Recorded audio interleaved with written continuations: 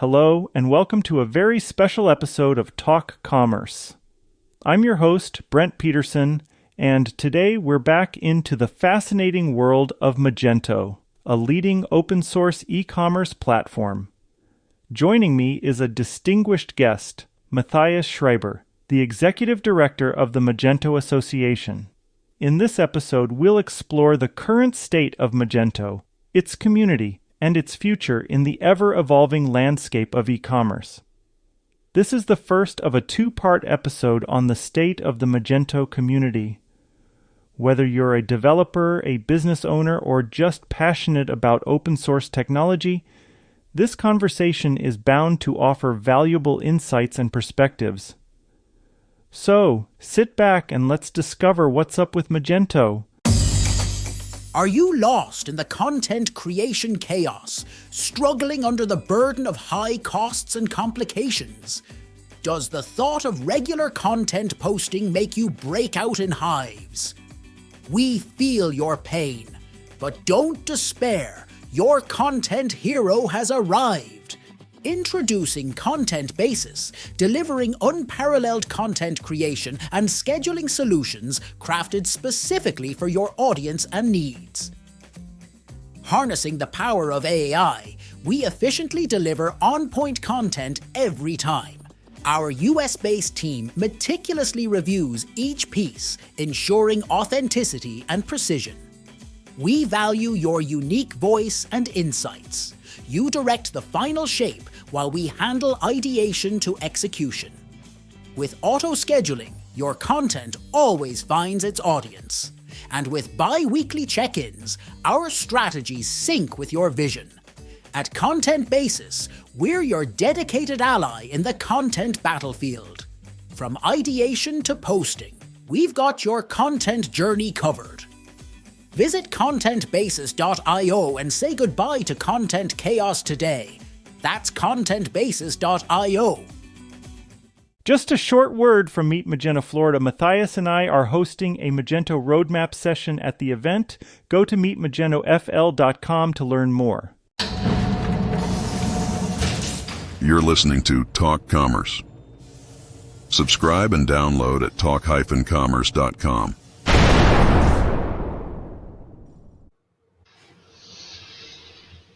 Welcome to this episode of Talk Commerce. This is the community edition of Talk Commerce, and today I have Matthias Schreiber. Yeah. Matthias, go ahead and introduce yourself. Tell us your new day-to-day role and maybe a little bit of your past, and then tell us a passion that you have in life. Oh, one of the few. Okay, so let's start. Yeah, my name is Matthias Schreiber. That's the harsh German pronunciation. I'm currently the executive director of the Magento Association, so the non-profit that's behind the Magento open-source version, the events, etc., etc. And in my last 20 years, I was dedicated to open-source software to an extent. So I started out with an agency doing a content management system, which is mainly out of Europe, which is called Typo 3. And after roughly 12 years, Typo 3 was in a bit of a downwards spiral. So I decided to talk to my co-owners of the agency and ask them, "Hey guys, I have a brilliant idea. I still want to get my salary and get paid, but I don't want to work here anymore." Because I want to dedicate my time and my passion to the open source project full time. Luckily, they were able to see the benefit behind it, and that ended up in me doing that for roughly 2 years.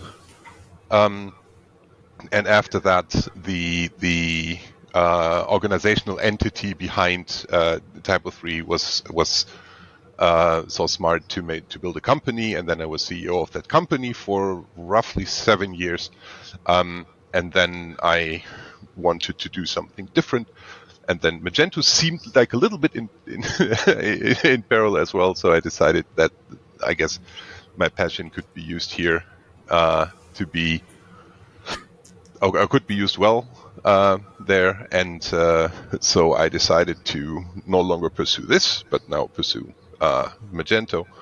And as you might have guessed, I love open source. I love the principle behind it. I think open source has a lot of benefits other than I get something without paying, But I think that open source is a great equalizer in society, especially globally. I believe that giving something back in order to get something more is this give a little, take a little thing. And then I surf in my spare time, so this whole what goes around comes around principle applies there as well. So I also like the business side of things, and that's what I think a lot of people tend to forget. So there's a lot of people who use open source that don't share this passion, and personally I think that's okay. But normally those people are just willing to simply go like, hey, you know what? But I can pay for stuff, right? I don't want to contribute code back because I want my employees to do something different, or I don't think I'm good enough, or whatever. There's like a quadrillion reasons not to contribute back to open source via code. But there's people who are just business people that say, hey, if I invest in this, and I'm able to sponsor something or to partner, then my company looks good. My conscience is like well off, so to speak. And I like to weave all this together to make open source like truly viable, because I'm a developer originally, but I come from a business background primarily. So I have like formal education in wholesale, for example. So I do know how to calculate stuff. So that's basically combining these two things is what I really, really like. That's awesome. All right, so there's one thing I need to do before we continue on to our conversation. I need to tell you a joke, and you need to tell me if the joke should remain open source or if you feel as though this should be the enterprise paid version of the joke. Is this like the test whether Germans have a sense of humor? I'll follow up with that, but I'm going to tell. All you have to do is just tell me if the joke is open source or if it's a paid version of the joke. So Here we go. How do you get 100 math teachers in a room that only fits 99? You carry the one. I still have to process and figure out whether I don't think I get it. Help me out. So open sourcing would benefit me greatly right now. Yes. Because there will be a pull request eventually explaining the whole thing to me in the review section, going back and forth. So we've known each other for less than a year, so True. You will soon learn that my jokes are horrendous, and they always have to be explained. So, anyways, I will say I was at Meet Magento Poland. I don't know, in 2018 or 17, and somebody gave me a graphic that said the colors of the German flag, and blue is for humor. Yeah, I've horribly. I think I just proved that point by not getting the joke. No, it's okay. You carry the one, like in math, you carry a one to get to the next. Over to the thing. Yeah, okay, that indeed makes sense. Yeah, sorry. And so my first speaking engagement in the Magento community was at Magento Live Germany in Munich in 2014, and I started off by telling a joke and. Stone-faced. Didn't click. Oh boy. What I found out during sessions like that is jokes that involve yourself, like putting you in a really embarrassing situations. Those work with Germans really, really well. Oh, I have a lot of those. Okay, I can do that. Good point. Thank you for the tip. I'm going to use open source tip for German jokes. In the ever-evolving retail landscape, one platform is changing the game, ushering in a retail renaissance that puts relationships at the forefront. Welcome to Endear. Endear is a CRM built for omni-channel brands, empowering them with the consumer data to deliver a personalized, efficient customer experience that drives sales and retention. Imagine a tool that intuitively understands your customers' needs, giving your brand a remarkable edge. Don't believe us? Geronimo from Rebag says, "I've used every CRM from Salesforce down, and Endear is the best one I've found for us." With Endear, your team isn't just selling products and crafting stories that resonate, nurturing connections that last. It's not just a CRM. It's a tool that empowers your sales associates to make personalized connections, bridging brands and customers like never before. Ready to redefine retail clienteling with a platform trusted by hundreds of omni-channel brands around the globe? Request your Endear demo today and enter a future of enriched connections and unparalleled customer loyalty. All right, so I do want to talk about the Magento community, and I would like to touch on community in general. But tell us about Magento Association, and maybe let's do if you could do a 5-minute overview of how it's changed in the last couple of years, because there's been some big changes even in the last year. Yeah, I think let me try to shorten that down. So the original idea was that you need a legal entity to allow people to do Meet Magento events, because somebody needs to use the trademark, sub-license the trademark, just legal stuff. When Adobe took over the Magento trademarks, the idea was that the Meet Magento Association would be changed to the Magento Association, because then you don't have to go through the entire filing process and all the complex stuff. And at the same time, Adobe provided Magento Association with generous funding, which was unfortunately, in retrospect, put into a management company that provides to run your association as a service, so to speak. And they do a really, really good job at keeping protocol and making sure that there's meeting minutes for everything and making sure that everybody gets invited and all those organizational things, which for me as a German are really close to my heart. But yet again, they don't understand how open source in itself works, because I think open source people are a special breed of people with a certain mindset. And what I've seen in the last year since I'm on the job, well, roughly last year, is that the Magento community in itself is very diverse in terms of the mindset that they're following. You have like super tough business people on the one end of the spectrum, and you have the true open source GPL purist on the other end of the spectrum, and everything in between. And I think that wasn't working too well for such a management company, which basically comes from a background of, okay, when's the next charity dinner or the next charity golf tournament that we organize in order to raise funds? Because that stuff don't fly with open source people. So that resulted in, well, not the outcome that everybody wanted to see from Magento Association, especially then with the pandemic and Adobe trying to figure out where to go with this Magento thing, because open source was new for them as well, and how to deal with the community, how to deal with very passionate people, so I took over like a year ago, roughly, a little bit less, to try and bring this expertise that I have in that field into the whole mix, and we're slowly turning things around. Yeah, slightly over 5 minutes, I guess. No, it's fine. I mean, I think a lot of I'm going to just say complaints. The complaints from the community came from the fact that there wasn't a lot of communication out of the board, and there was a lot of red tape involved with Smith Buckland, that didn't allow for things to move in a pace that others would like to see it move in, right? That's a good synopsis of some of the problems we saw leading up Yes. to a year ago before you started.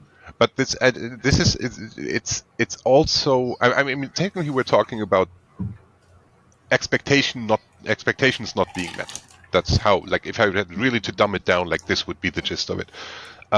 Smith Bucklin, on the one hand, and for those who don't know, that's the management company that was hired,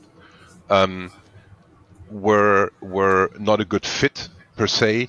On the other hand, COVID wasn't helping, and on the third variable in this whole equation was Adobe being a huge company, which cannot move fast for a variety of reasons. And then communication might have been an issue. I can't say right now. I just don't know, which doesn't mean I don't want to like discredit your point or something. I genuinely don't know, but I could imagine, it adds up. And this is something that needs to be that still needs to be addressed, so that we can get to a good result. And it's I would like it to go a lot faster than it currently does, but I'm personally happy with the ship turning at all, rather than discussing like the U-turn radius, so to speak. Yeah, and I think then, as let's just call it the trifecta now. We've got a new entity on the market called Magento OS that came out of this frustration. I'm going to say the frustration was with Adobe more than with Magento Association, but I think the other thing that I'd like to do is let's look forward rather than looking backwards. So let's just say we have this trifecta of communities or of organizations that are now involved in the Magento community. And I think your goal and my goal is to get everybody to play together, right? Well, that seems to be the most effective way of doing anything, pretty much. Collaboration is in the, and this is going to be like super hippie now, but collaboration is at the heart of our species, eventually. The more you start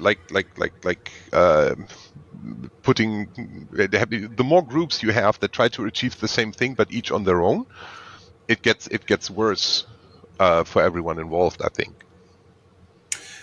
I started a bit of a storm. There's another word that I'd use in front of it, sugar storm, or something that starts with the English word S. In fact, you're a German. You can say any swear word you want. So you're in a unique. Germans and Dutch seem to just throw out American swear words like they're candy. Anyways. Yeah, we use it as attributes. Yes. Fortunately, the newer versions of Magento, you can have more than 400 attributes on your product. So you can have, and as long as, even with text variable attributes.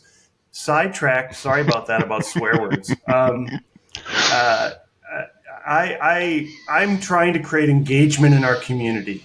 And I feel like the only way you can get people to respond, or I felt that way, was to push the boundaries with other platforms. And so I did that, and I got a lot of people angry with me because I was promoting another platform over Magento, right? I was saying Magento, what doesn't matter what I was saying. You can look up my tweets. I had a whole bunch of tweets, and, I would say, yes, they were divisive, and yes, they were verses, and that was a mistake. But in an experiment or in an attempt to create engagement, I was trying different things, right? So let's call it A/B testing. I'm particularly frustrated with people saying, the Magento community is not around anymore, which I think it's very robust, and then saying that we can only say good things about the Magento community because other communities then look at us and say, oh, look at what a mess that is. I just wanted to get your feedback on that.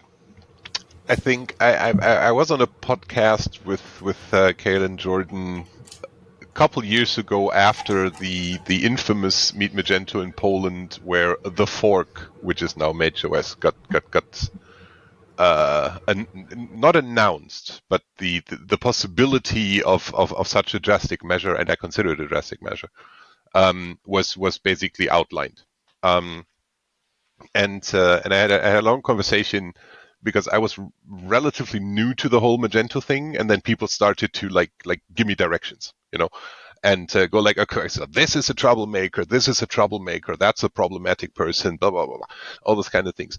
And there's like one quote which stuck with me, and people quoted back to me, which is, I believe you need troublemakers to ask the hard questions.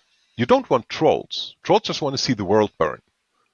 And especially in social media, one of my favorite quotes from Mike Tyson is, social media enables people to disrespect others without the risk of getting punched in the face.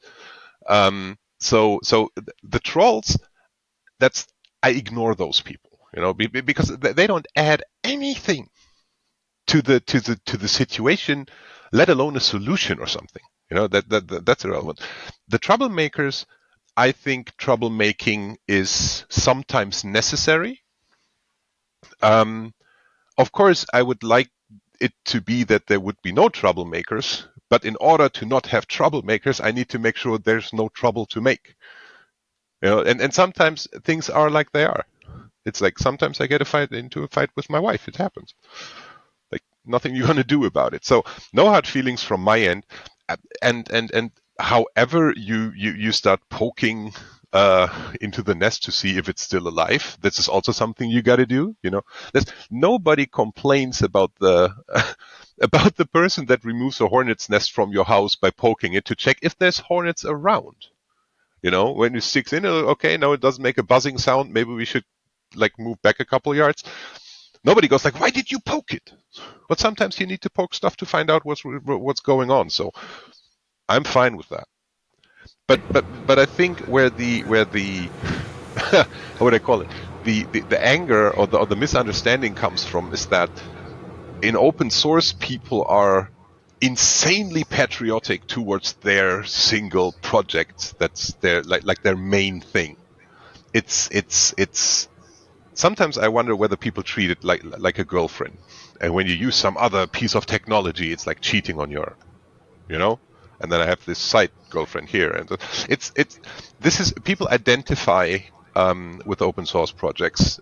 I would assume because they put a certain amount of their life into it, and I don't belittle this or think that's a bad thing. It's just an observation. I always like to keep competition close because I personally think as long as it goes to some other open source project, open source as a whole wins. What's really stupid is open source projects fighting beneath each other while the proprietary guys dry their tears with dollars.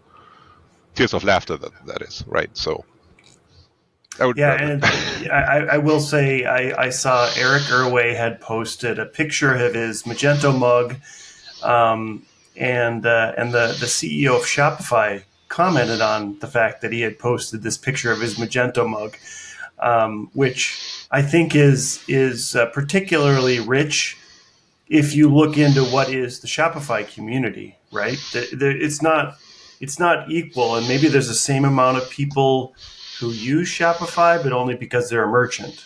There's not I just thought it was interesting that the CEO of this big company cares about Magento. Well, so it shows for me that showed that, hey, Magento is alive and well, and somebody's paying attention. Yeah, and it's also, I think that Magento. I mean, if we fast forward to the year 2080, and somebody does his doctorate, his dissertation on how e-commerce evolved, Magento will be a part of that, and it could be fortunate timing, or it could be the boom in e-commerce itself. But I think that Magento to me was the first, what I would consider serious e-commerce solution that was out there. That was also affordable for that doesn't need $1 million budget to be run. In order to optimize it, no problem. But I think that Magento, over the other stuff, what was it? Was OS Commerce, and then XT Commerce, and then maybe a couple other ones I forgot. And I'm sorry about that, but not my field of expertise back in the early 2000s. So bear with me. But Magento was like this first big thing that hit, and people were like, "Hey, you install it, and it just works." And you can build your e-commerce stuff. And I think this was like liberating to people. And to me, that's what I meant earlier with the power and the great equalizer of open source. Before that, in e-commerce, you had to be like, I don't know, Home Depot or whatever, and be able to buy, what was it? It was like Intershop. Anyone still remember that one? You know, which was like, oh, you need e-commerce, like really with payment and stuff. Well, Intershop is the way to go. You know, and I think Magento was at the right place at the right time with a good product fit for a broad group of merchants, and basically spearheaded the e-commerce revolution. And now what's happening is exactly the same that happened to Typo 3. We were like one of the first like serious content management solutions that you could put up next to a proprietary solution. And now what happens is that things like WordPress or other SaaS solutions, I don't know, like Wix and Squarespace and all those kind of things, right? They basically came up and made certain things easier, because you don't always need like this super full-fledged solution to build something, and this is also something coming back to this identifying with an open source project. When you're in a Magento agency and somebody asks you what's the right platform to use, your answer will be Magento. And then there's all the blog posts. I wish I had $1 for every blog post. What is the best e-commerce solution? What is the best content management solution? It's a totally wrong question. The question is, what's your demand? What problem are you trying to solve? And then I can answer that. And I think early on, early on with Magento, there was people that believed in other solutions, and there was people that believed in only selling the one solution you had. I'm saying at a commercial level with Magento, yeah. And I always embraced the people that were open to other. There's not one solution for everybody, and I think that's part of the problem that you described earlier. In regards to open source, I was very encouraged in 2019, I think it was, that I joined the Magento conference in Cologne, and the Hamann brothers showed up. Both Sebastian and Stefan showed up to the event, and they put in a talk, and they presented on the talk, and I thought that was incredible that not only do we have theoretic open source competition, but we have them joining us and just describing about an e-commerce solution, not trying to sell shopware. I thought that was a great way of bridging gaps that are there because of a community, right? And it is really, I think you coined it very well in terms of, this is my group and I'm not going to talk to another group. It's kind of like in religion, it would be the Catholics and the Lutherans or something like that, right? Yep. Yeah, we have a history of fighting wars over that. So. Yeah. Arguably, America or the US exist because of those wars. So sometimes you can find opportunity in bad stuff. Yeah. And another good example is we did this thing called Mage Titans, and we did it in Austin, and the partner manager who's still there, Dan Furtick, showed up at our event, and he would show up every year, and he wouldn't try to overly sell BigCommerce, but he was just there to A, view what we're doing, and B, share his experience in his own ecosystem, which I think is the best way to learn what other ecosystems are doing, is by participating in those ecosystems. Yep. And this is, we have something similar in Germany, which is the CMS Garden, which is basically a not-for-profit tiny association with I think like a yearly budget of $3,000. Well, what we do what we used to do is show up as one group at big tech conferences or trade fairs for digital marketing, and just show off like, hey, this is the variety and the diversity of open source content management that you can have, and you can talk to each and every one of us. And I found myself I think it was in Boston, selling WordPress selling the competition to a person at the booth because it solved his problem, while the WordPress guy Gunther wasn't there.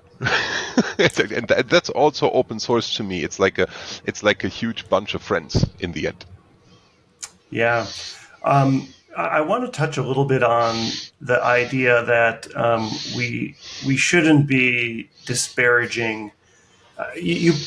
I want to go back to the hornet's nest, and I had commented on a comment that I saw about we shouldn't be saying bad things about the community because other people are seeing us and saying our community is disjointed.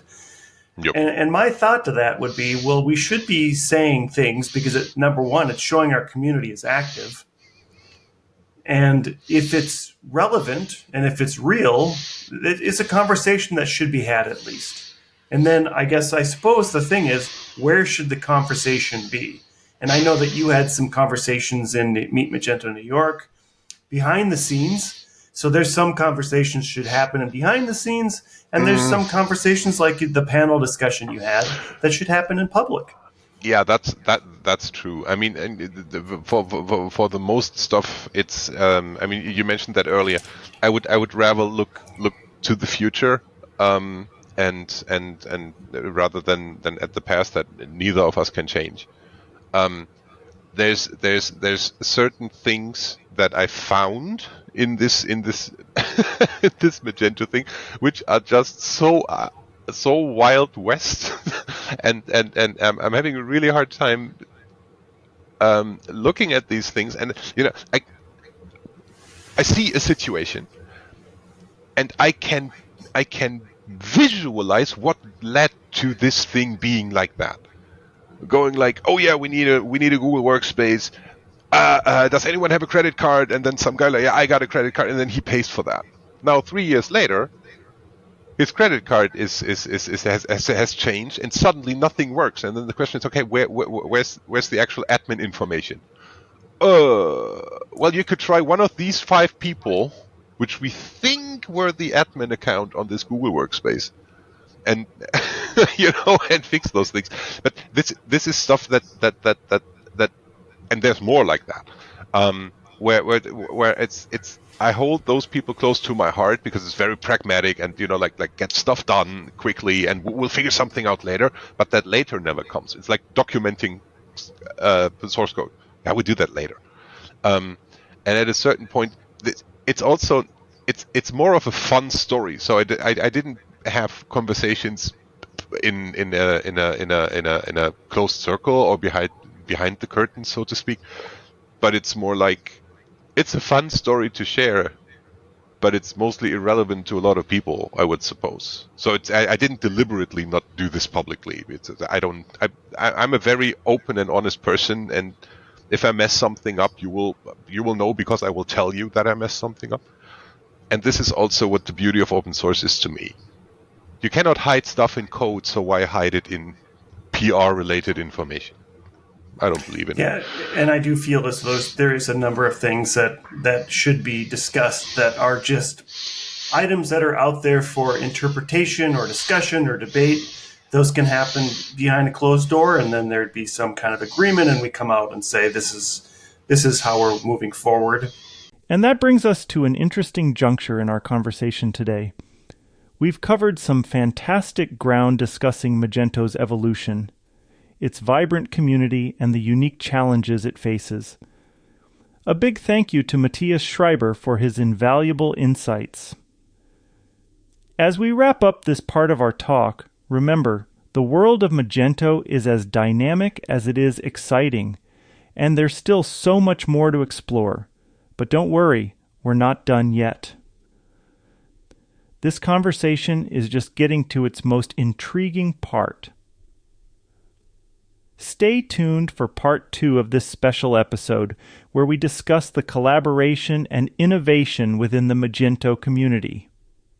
In the next episode, Matthias and I will explore the collaboration between different entities in the Magento community and how these relationships shape the future of e-commerce. We'll discuss actionable strategies and innovative ideas that are driving Magento forward. You won't want to miss these insights and the lively discussion that follows. So, make sure to join us for part 2. See you there. Thank you for making it to the end of this episode of Talk Commerce. Please rate this episode wherever you download your podcasts. We are actively looking for people to participate in the Free Joke Project. Go to talk-commerce.com and sign up for your free spot on the Free Joke Project. If you are a business, I will do a 30-second elevator pitch in the spot to help promote your business. That's talk-commerce.com.